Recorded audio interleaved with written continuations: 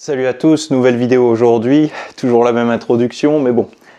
Aujourd'hui, on va parler du cardio haute intensité, donc du HIIT, parce qu'il y a pas mal on va dire de données que vous voyez un petit peu sur les réseaux sociaux et tout ça, donc vous avez un petit peu des points de référence, on va dire, qui ne sont pas toujours les bons points de référence d'ailleurs, mais bon. On va voir tout ça. Avant de démarrer, je voulais rapidement faire une petite explication à ceux qui ne connaissent pas. Alors le cardio à haute intensité, c'est un cardio où on va alterner des phases de repos avec des phases de forte intensité.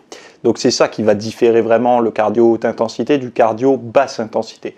Le cardio basse intensité, c'est par exemple, vous prenez votre vélo, vos baskets, vous allez courir, faire un tour de vélo, ou vous vous mettez sur un appareil elliptique en salle ou autre pendant peut-être une durée de 30, 40, 45 minutes. Et à allure constante, on va dire, vous allez faire votre cardio comme ça, votre rythme cardiaque va monter un petit peu et voilà, vous allez faire un effort de basse intensité, mais plutôt sur la durée.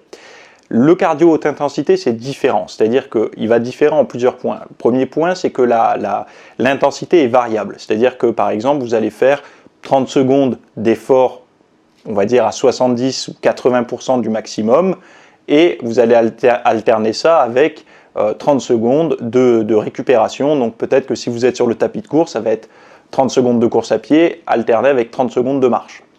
Donc c'est là où ça diffère. Ça diffère aussi sur la notion d'épuisement. Quand on fait du cardio à basse intensité, on ne va pas taper vraiment dans les extrêmes. Donc c'est plutôt de la résistance mentale. On va résister à au traumatisme, on va dire, répété comme ça, de la foulée, etc. Ou alors même de la petite brûlure qu'on pourra avoir, ou même au niveau du souffle, qui pourrait être un petit peu dérangeant pour les personnes qui n'ont pas l'habitude de courir, par exemple. Alors que le cardio haute intensité, c'est pas la même chose. L'effort est plus élevé, donc du coup, la durée va être plus courte. C'est-à-dire qu'on ne pourra pas tenir la durée comme un cardio basse intensité. Ce qui est aussi son avantage, parce que beaucoup de personnes, quand elles partent pour faire du cardio, elles ont, elles ont l'appréhension de se dire « Oh là là, 45 minutes de cardio, j'ai pas envie, surtout que je viens déjà de faire ma muscu pendant 45 minutes, donc il faut que je rajoute 45 minutes de cardio. » Donc ça peut un peu les démotiver, elles peuvent un petit peu avoir un... en fait, je vais pas dire déprimé, mais se dire « Oh là là, j'ai même pas envie d'aller à la salle parce que je dois faire 45 minutes de muscu, 45 minutes de cardio. » Là, le cardio HIIT va bien s'intégrer à ça parce qu'il est plus court, il est plus ludique aussi. Je pense que ça, c'est un point qu'il faut préciser. C'est plus ludique étant donné qu'il n'y a pas de forme d'ennui quand on fait du haute intensité. Mais également, je voulais juste dire ça avant de démarrer la suite, il y a une notion au niveau, beaucoup de personnes se le refusent parce qu'elles ont testé. Alors, elles ont fait du cardio basse intensité sur tapis et du HIIT sur tapis. Elles ont testé les deux et elles arrivent et elles disent « Ouais, non mais attends, moi je brûle plus de calories quand je fais du basse intensité pendant 45 minutes. La valeur de calories brûlées sur le tapis est plus importante que lorsque je fais du haute intensité pendant moins de temps finalement. » Et bien en fait ça c'est pas paradoxal, c'est juste que les personnes se basent uniquement sur le moment de l'effort. Le moment de l'effort, ça va être la durée pendant laquelle vous allez être en mouvement. Donc 45 minutes sur du basse intensité et par exemple 10, 15, 20 minutes sur du haute intensité. La différence qu'il va y avoir, c'est que quand vous faites du basse intensité, vous brûlez beaucoup pendant et assez peu après, parce qu'en fait la violence au niveau de l'organisme est moins importante. Par contre, quand vous faites du haute intensité, c'est plus court, vous brûlez peut-être moins pendant, même si les efforts sont assez élevés.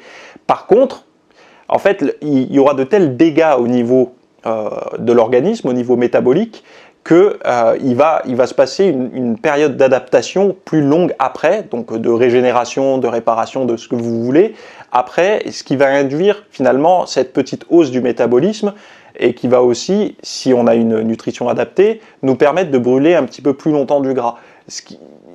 En fait, il faut l'expliquer comme ça, parce que beaucoup de personnes ne l'expliquent pas de cette manière-là, mais le cardio haute intensité brûle moins pendant, parce que, c'est pas parce qu'il brûle moins pendant qu'il brûle moins globalement. En fait, il faut voir ça plutôt sur une période de 48 heures, où justement, le stress qui va résulter d'un cardio haute intensité va puiser, va brûler de l'énergie pour la régénération, pour la reconstruction, pour la récupération finalement, et ce qui va plus ou moins s'équilibrer. Par contre, il y a d'autres avantages au cardio HIIT. Il y a aussi des manières de le faire à la maison, de façon, on va dire, simple et rapide et pas démotivante.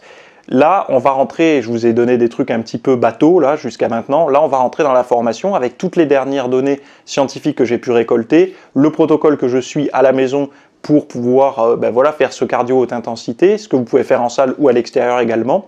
On va voir également les notions d'appétit avec le cardio haute intensité, donc voir comment ça se passe, les choses qu'il faut surtout éviter, chez qui le cardio HIIT est surtout pas bon à faire.